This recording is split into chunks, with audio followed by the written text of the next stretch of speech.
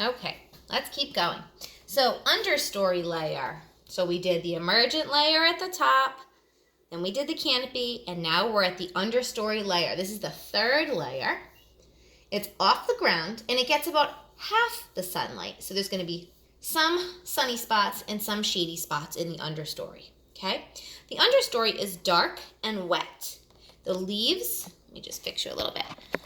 There we go. The leaves of the trees above block out most of the sun. So all of these leaves up here are blocking out and giving shade to everything down here. The plants down here have big leaves that grow in different directions to catch as much sun as they can.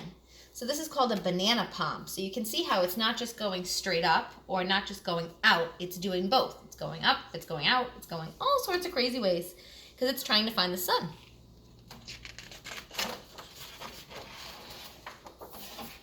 In the understory, there is no fruit to eat. Many animals eat leaves or they eat the bugs and other animals that live here. Okay, so this is cool. Most of the animals that live here look just like the leaves. What's that called?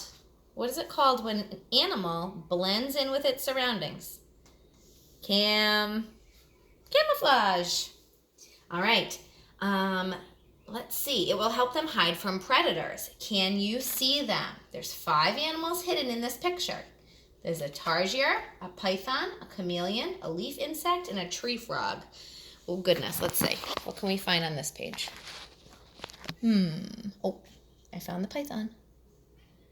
Oh, I found the tree frog. Anything else on that page? Right there. What's that? Leaf insect. Okay, we found 3. Got 2 to go. All right, this page, tarsier and chameleon. All right, we found all of them. Awesome job. All right, and now at the bottom, this is called the forest floor, all the way down. The forest floor is very dark and is covered in dead leaves that fall from the trees above. So all the leaves that fall down end up down here, dead leaves. So we see leaf cutter ants picking up pieces of the leaves, fungi, and you see very little sun. Everything is pretty much blocked from the sun. It's pretty dark. Moss can grow here because it doesn't need much light to make food. It needs more water than sun. And it gets a lot of that moisture because the sun doesn't dry it up. It looks brown and dead when it is dry, but a few hours after getting water, moss turns green again. So this is what moss can look like when it hasn't had water. And then it can change to looking bright and green once it got water.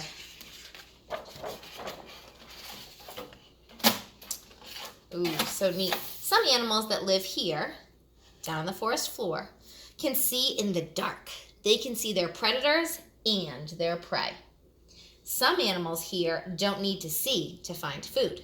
Anteaters can use their noses to find bugs to eat. Right? We talked about how long their tongues could be. Okay, so we've got red-eyed tree frogs. The red coloring in the frog's eyes helps them see in the dark. Green anaconda, here's a snake, the biggest snakes in the world, and their pupils, that means the middle part, are vertical slits, so it's a line that goes up and down, and it makes it easier to see and catch animals in the dark. Here's the jaguar. It says of all the carnivores, of all the meat eaters, a jaguar has the biggest eyes compared to its head. Its big eyes help it see better in the dark. And the anteater's narrow tongue is about 2 feet long and is shaped like a strand of spaghetti. Wow. Oh, and here's the leafcutter ants. Here they are. You can see they almost look green, but it's because they're carrying a green leaf that they cut up. They go very far into the ground, right? Wow, no wonder his tongue has to be so long.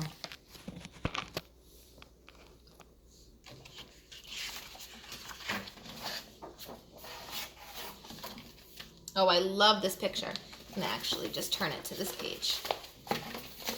With 4 different layers, every plant and animal lives in the layer where it can get what it needs. The rainforest is a great place to live.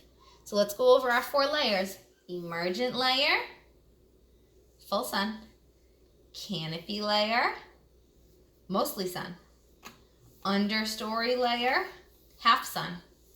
And forest floor, tiny bit of sun. Very neat. And that, my friends, is life in a tropical rainforest.